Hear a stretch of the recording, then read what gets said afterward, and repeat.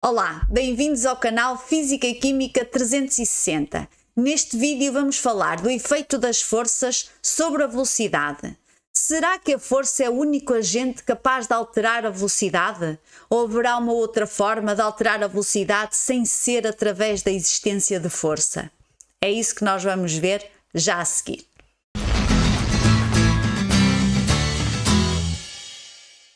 Vamos então dar início ao estudo do efeito das forças sobre a velocidade. E para nós percebermos qual é que é o efeito que a força tem na velocidade, vamos fazer só aqui uma pequena revisão de algumas coisas que nós vimos sobre velocidade e sobre força. Então, sobre velocidade, nós vimos que a velocidade ela era um vetor que era sempre tangente à trajetória em cada instante de tempo, em cada posição. Porquê? Porque a velocidade aponta para onde aponta o movimento, para onde aponta o deslocamento, para onde o nosso corpo se está a dirigir. Vocês imaginem que desenham uma curva no chão e vão andar direitinhos em cima da curva e tapam aqui as partes laterais nos vossos olhos e conseguem ver só assim aqui na direção da ponta do nariz. Se traçarem uma linha reta, para onde vocês conseguem ver esta linha é para onde aponta a vossa direção, é para onde aponta o vosso deslocamento, é para onde aponta a velocidade. E se repararem e depois olharem para o chão, esse vetor que sai aí da ponta do vosso nariz, ele é sempre tangente à trajetória. Portanto, a velocidade é um vetor que é sempre tangente à trajetória em cada posição, em cada instante da trajetória. Nós vimos também que a velocidade era uma grandeza vetorial. E porque era uma grandeza vetorial, ela precisava de um módulo, de uma direção e de um sentido para ser definida. O que significa que, se eu vos disser assim, que este corpo que está aqui a fazer esta trajetória anda com uma velocidade em módulo constante igual a 2 metros por segundo, e a seguir vos perguntar se o corpo andou com uma velocidade constante durante toda a trajetória, vocês têm que responder que não. O corpo não andou com uma velocidade constante. Porquê? Porque no início da trajetória, o módulo, a direção, da velocidade esteve sempre a variar. Ele só andou com velocidade constante aqui, nesta parte final da trajetória. Porquê? Porque o módulo, a direção e o sentido aqui foram constantes. Portanto, variar a velocidade é variar o módulo ou a direção ou o sentido. Pelo menos uma delas tem que variar. Vamos agora ver o que é que nós já vimos sobre força. Ora bem, vimos que força era uma interação capaz de alterar o movimento de um corpo, capaz de alterar a sua velocidade. Através da definição de força, nós podemos então já deduzir que o papel da força na velocidade é alterar a velocidade, é variar a velocidade. E eu chamo a vossa atenção para esta definição, para estes verbos. A força altera a velocidade, varia a velocidade, ou seja, para haver força implica uma variação de velocidade, um ΔV, tem que existir uma variação de velocidade. Vamos então responder aqui algumas questões que eu fiz para clarificar o papel da força na velocidade, para que não restem dúvidas. Então a primeira pergunta diz assim: é necessário haver força para manter a velocidade? E a resposta é não. Não é necessário haver força para manter a velocidade. O que é que isto significa? Isto significa que se um corpo estiver em movimento e não houver forças a atuar sobre ele, ele vai se manter com velocidade constante. Ele vai se manter com o módulo, a direção e o sentido da velocidade constante. Ou seja, ele vai se manter em movimento retilíneo uniforme para o resto da vida. Movimento retilíneo em linha reta, sem variação de direção da velocidade e uniforme com um módulo de velocidade constante. Não vai andar nem mais depressa nem mais devagar, vai andar sempre com aquele módulo de velocidade. E ele vai andar assim para o resto da vida se não tiver forças a atuar sobre ele, se não houver uma força que altere a sua velocidade. Próxima pergunta diz assim: é necessário haver força para que o movimento de um corpo se altere, para que a velocidade varie? Sim. Se nós quisermos variar a velocidade de um corpo, se quisermos fazer com que o corpo ande mais depressa ou ande mais devagar ou mude a sua direção, fazendo uma curva, nós temos forçosamente que lhe aplicar uma força. Esse corpo tem que ficar sujeito a uma força. Há alguma possibilidade de variar a velocidade de um corpo sem a existência de força? Esta pergunta o que quer saber é se para além da força há mais alguma coisa que consiga variar a velocidade de um corpo. E a resposta é não, não há mais nada. Para além da força não há mais nada que varie a velocidade de um corpo. A força é o único agente com a capacidade de variar a velocidade. Se uma força atuar num corpo que não estava sujeito a qualquer força, de que forma é que a velocidade pode variar? Ou seja, se houver força a atuar num corpo, em relação à velocidade, que alterações é que nós vamos ver na velocidade?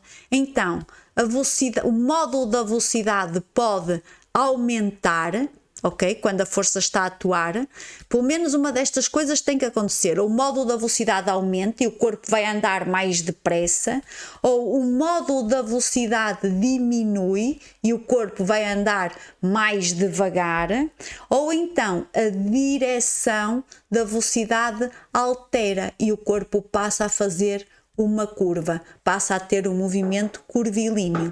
Uma destas coisas tem que acontecer se uma força atuar sobre um corpo. Próxima pergunta. Quando o corpo está sujeito a uma única força, a velocidade tem necessariamente que variar? Sim.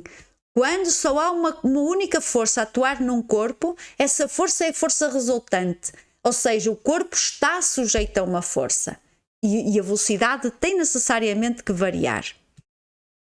E quando o corpo está sujeito a várias forças, a velocidade tem necessariamente que variar? E aqui a resposta é não. Porquê? Porque quando o corpo está sujeito a várias forças, nós não sabemos se essas forças se vão anular umas às outras. Se essas forças se anularem umas às outras e a resultante das forças for zero, é como se o corpo não tivesse força a atuar sobre ele. E então não vai acontecer nada à velocidade. Vou-vos dar um exemplo. Imaginem, por exemplo, um caixote que está pousado no chão. E o caixote está parado, ok? A velocidade do caixote está a variar? Não, o caixote está em repouso, o módulo da velocidade é zero, não há velocidade.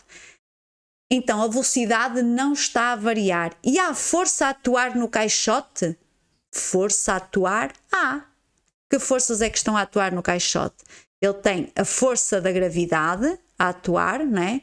E tem também a normal, a força normal. A força da gravidade é a força que puxa o caixote para o centro da Terra. É a força gravítica entre o caixote e a Terra. E a normal, que é a força que o chão está a fazer no caixote, evitando o caixote se dirigir ao centro da Terra. Ora, o caixote está parado. Logo, a intensidade da força gravítica é igual à intensidade da força normal. Como elas têm a mesma direção em sentidos opostos, elas anulam-se. O caixote estar parado no chão tem força a atuar sobre ele, mas a força está-se a anular. É a mesma coisa que não ter força a atuar sobre ele. Portanto, à pergunta quando o corpo está sujeito a várias forças, se a velocidade tem que variar, a resposta é não. Só varia se houver força resultante.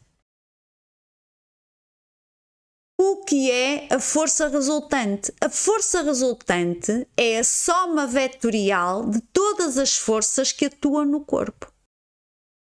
Então, se o corpo estiver sujeito a uma força resultante, a velocidade tem necessariamente que variar, sim. Se o corpo estiver sujeito a uma força resultante, a velocidade tem necessariamente que variar. Conclusão. Se houver uma força resultante a atuar sobre um corpo, a velocidade vai variar, de certeza absoluta, ou aumenta a sua intensidade, fazendo o corpo andar mais depressa, ou diminui a intensidade fazendo o corpo andar mais devagar, ou faz curva, ou pelo menos uma destas três coisas tem que acontecer. Pode acontecer duas ao mesmo tempo, pode estar a aumentar ou a diminuir a velocidade e a fazer curva na mesma, mas pelo menos uma delas tem que acontecer. Se houver força, uma delas tem que acontecer. Se não houver força a atuar num corpo, o corpo ou está parado ou está em movimento retilíneo uniforme, porque não há força a atuar sobre ele. Se houver várias forças a atuar sobre um corpo, a primeira coisa que nós temos que fazer é achar a força resultante, ou seja, é transformar todas essas forças que estão a atuar sobre um corpo, somar todos esses vetores e reduzir isso a um único vetor, para nós vermos efetivamente o efeito que a força resultante tem sobre a velocidade do corpo. É isso que nós vamos ver agora. Nós vamos ver o que é que nós fazemos quando temos várias forças a atuar num corpo, como é que achamos a força resultante e depois que interpretação é que nós damos à força resultante. Vamos lá. Então vamos ver aqui o seguinte. Vamos imaginar que nós temos aqui este corpo amarelo a deslocar-se assim, neste sentido. Portanto, a velocidade dele é neste sentido. Se ele se está a deslocar da esquerda para a direita, a velocidade dele é no sentido do deslocamento. E vamos imaginar que ele está a deslocar com uma velocidade constante, ou seja, não tem forças a atuar sobre ele, a direção é constante, o módulo da velocidade é constante, ele está-se a deslocar num movimento retilíneo uniforme. E de repente, a certa altura do seu deslocamento, aparecem três forças que atuam sobre ele. E as três forças que atuam são estas forças aqui, F1, F2 e F3. Aquilo que nós queremos perceber é de que forma é que estas forças vão afetar a velocidade do corpo. Ora, para nós percebermos de que forma é que estas forças afetam a velocidade do corpo, nós temos que reduzir estas forças todas a uma única força. Temos que as transformar numa única força para vermos efetivamente como é que a velocidade vai ser afetada. Então, nós temos que somar vetorialmente estas forças e achar a força resultante. Então vamos fazer isso. Temos aqui o esquema já em ponto maior para vermos como é que vamos fazer. Então, como é que nós vamos determinar a força resultante? Em primeiro lugar, temos que estabelecer um referencial, ou seja, temos que estabelecer aqui um sistema de eixos para estudar estas forças. Vamos fazer coincidir um dos eixos com a direção da velocidade, ok? Um dos eixos tem necessariamente que ter a direção da velocidade. Se o movimento é neste sentido, a velocidade é neste sentido. Então vamos colocar aqui um sistema de eixos. Já colocamos aqui o nosso sistema de eixos, portanto, o eixo do X é paralelo à velocidade, ok? Tem a mesma direção da velocidade. E o eixo do Y tem que ser perpendicular à velocidade. E agora, para nós somarmos estas forças todas, como é que fazemos? Como vocês já aprenderam o ano passado. Agora vamos ter que decompor as forças nos eixos e depois fazer a resultante das forças no eixo do X e a resultante das forças no eixo do Y. Então vamos lá. F1 e F2 não é preciso decompor porque elas já estão nos eixos. A única força que nós precisamos de decompor no eixo é a força F3. Vamos lá decompor. Portanto, ela será o somatório destas duas forças que nós vamos colocar aqui, uma no eixo do X e a outra no eixo do Y. A partir do momento em que nós decompomos a força no eixo, deixa de fazer sentido a força estar ali, porque esta força é igual à soma destas duas. Ter esta F3 ou ter F3Y e F3X é exatamente a mesma coisa, ok?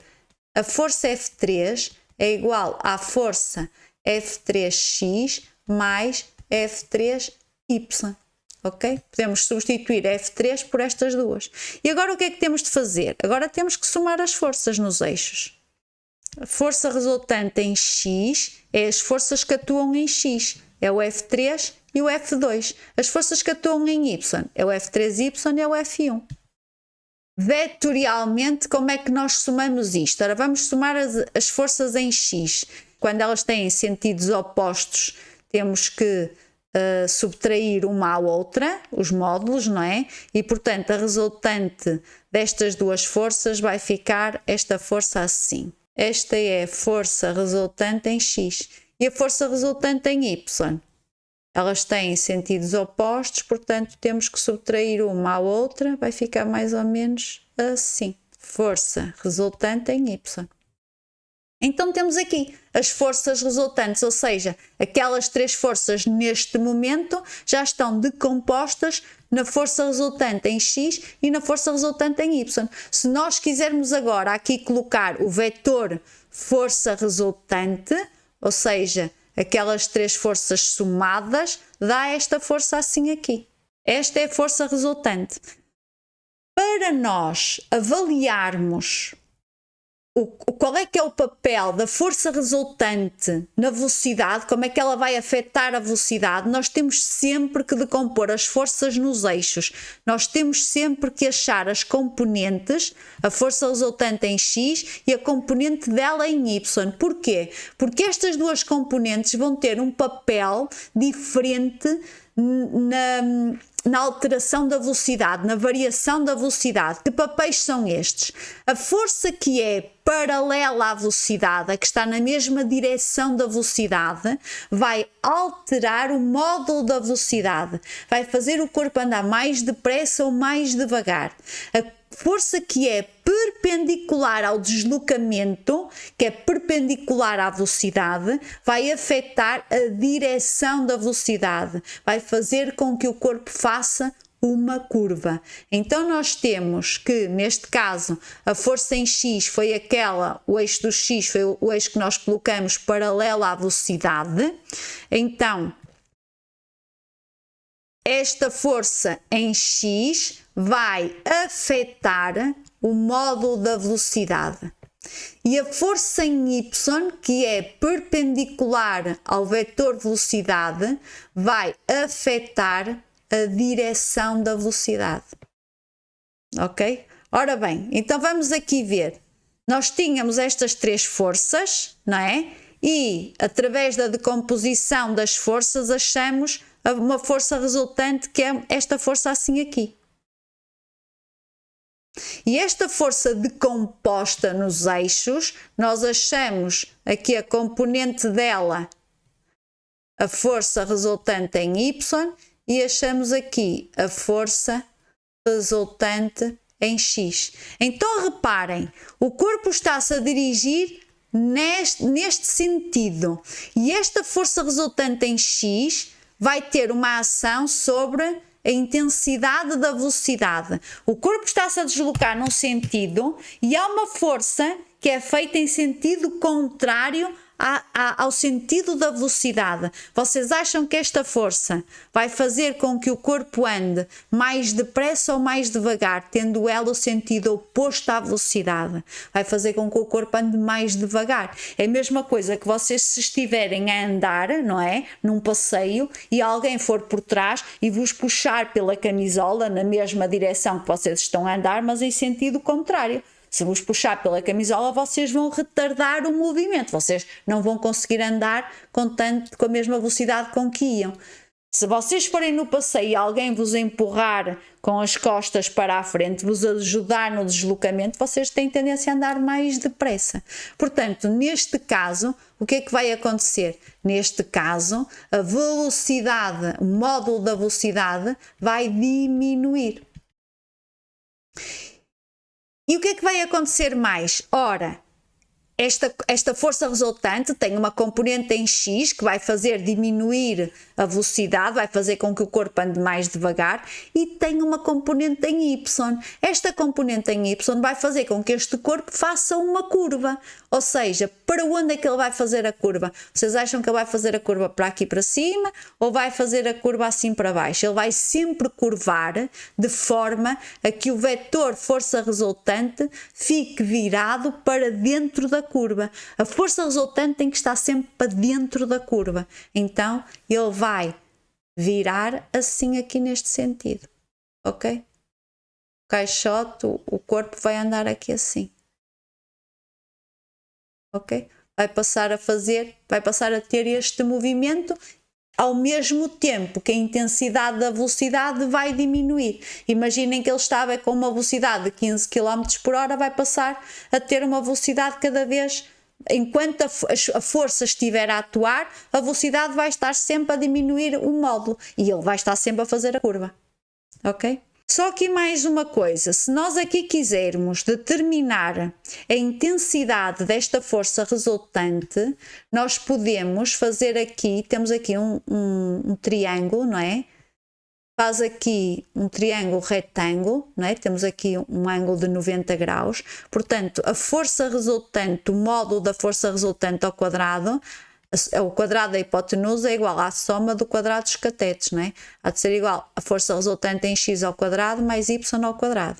E se nós tivermos aqui, se nos for dado um ângulo θ, nós também podemos relacionar estas grandezas da seguinte forma.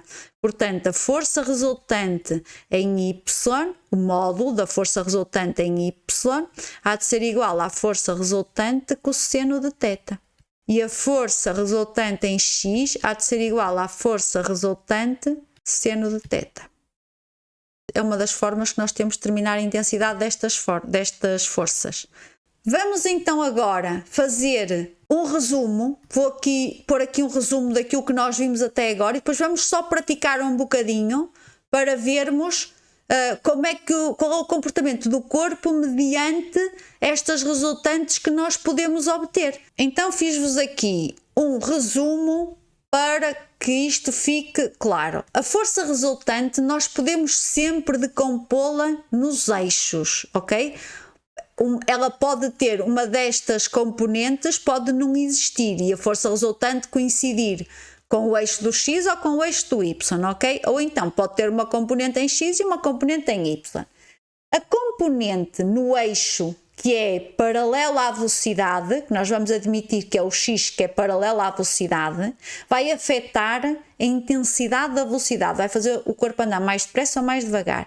A componente da força que está a atuar no sentido perpendicular à velocidade só afeta a direção. Então vamos ver o que é que acontece. Se esta componente for zero, se a força resultante só tiver força no eixo do y, significa que o módulo da velocidade não varia. A intensidade da velocidade não varia. O corpo vai andar com um movimento uniforme, o módulo da velocidade vai ser constante. Se esta força for diferente de zero, se ela tiver um valor, se a força resultante tiver uma componente em x, o corpo vai andar com um movimento acelerado, ou seja, vai andar com uma velocidade a aumentar, vai andar com mais depressa se a força resultante e a velocidade tiverem o mesmo sentido e vai retardar o seu movimento, vai andar com uma velocidade menor, não é? Vai diminuir a velocidade se a força resultante em x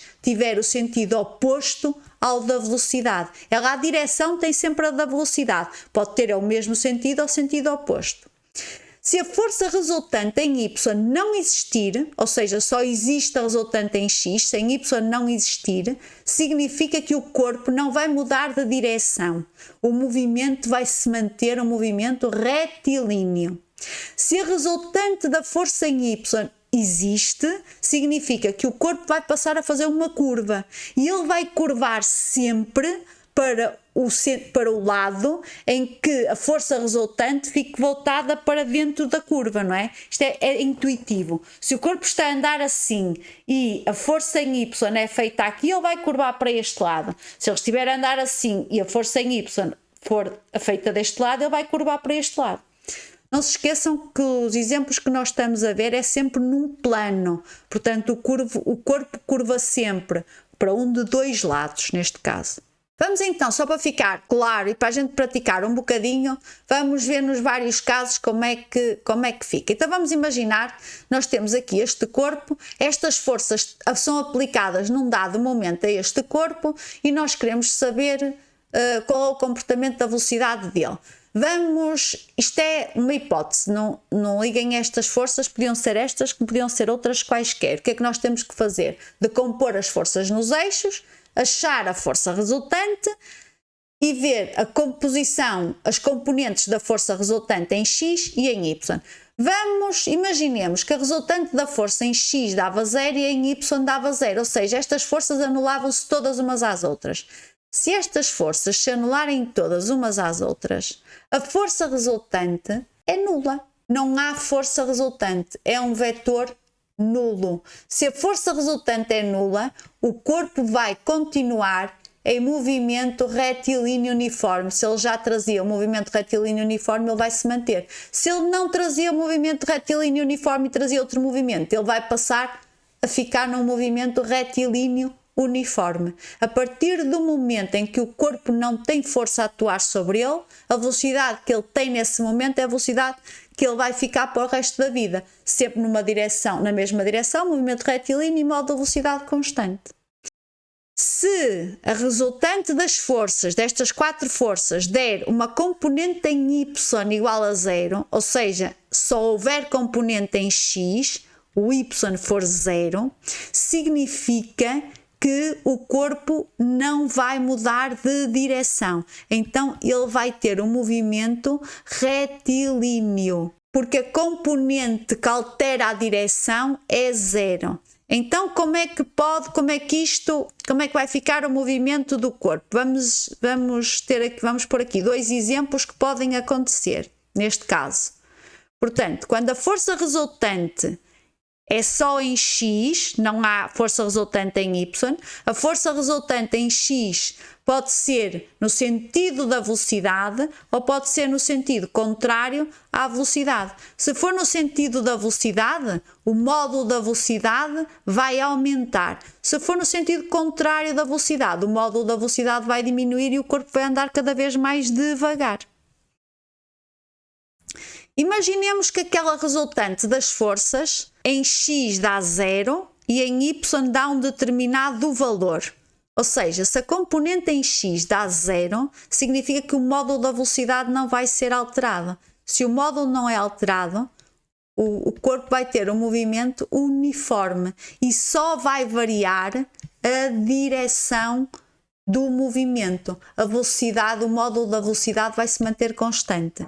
Se ele só tem a componente em Y, a componente pode estar no sentido positivo do eixo do Y ou no sentido negativo do eixo do Y. Como o corpo traz este movimento, ele vem com esta velocidade e se a componente for no sentido positivo do Y, ele vai curvar para cima. Se for no sentido negativo do Y, ele vai curvar para baixo. Ele curva sempre de forma a que a força resultante fique voltada para o interior da curva. Portanto, ele aqui curva assim e ele aqui curva assim. E o módulo da velocidade mantém-se constante num caso e no outro, porque não há componente da velocidade resultante em X.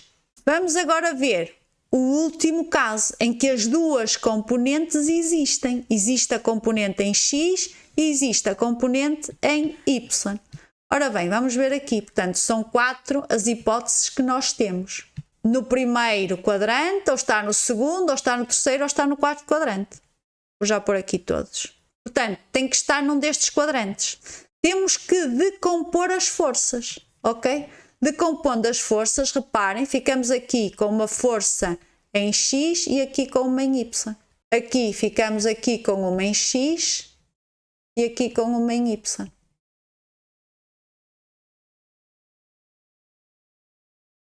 Ok, vamos agora ver o que é que acontece. Ora, neste caso, a força em X tem a mesma direção da velocidade, então o módulo da velocidade vai aumentar e a componente em Y está voltada para o eixo positivo do eixo do Y. Então o corpo vai curvar de forma a que a força resultante fique voltada para dentro. Aqui a componente em X é no mesmo sentido da velocidade, então o módulo da velocidade aumenta e o corpo vai curvar para este lado, de forma a que a força resultante fique voltada sempre para dentro da curva. Aqui o módulo da velocidade vai diminuir, porque a componente em x é contrária ao vetor velocidade, está para este lado e a velocidade está para este, nestes dois casos, ok? Portanto, temos a componente, temos o módulo da velocidade a diminuir e a curva para onde é que vai ser? Neste caso, reparem que o corpo está a andar neste sentido, portanto, ou curva para cima ou curva para baixo, ok? Se a força resultante é no sentido positivo do eixo do y, ele vai curvar assim. E aqui vai curvar assim, de forma a que a resultante fique sempre voltada para dentro da curva, ok?